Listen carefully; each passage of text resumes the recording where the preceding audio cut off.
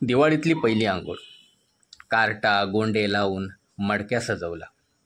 न्हाणीयेत रसरशीत आग करून पाणी तापवला. सालाबादप्रमाणे बारक्याक उठणा लावून मोती साबणान आंघोळ केली. मोठा चेडू तवसर भायर पंतीलाई होता. तुळशीकडे उभो रावान आरण मारून दिलंय आणि कारीट फोडले.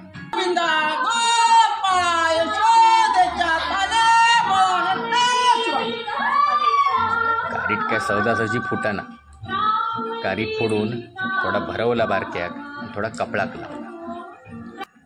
मग नित्य नेमान देवपूजा केली आणि सगळ्या देवांका जागा केला. देवासमोर आणलेली काजू कतली ठेवली, देवाक मांडवली.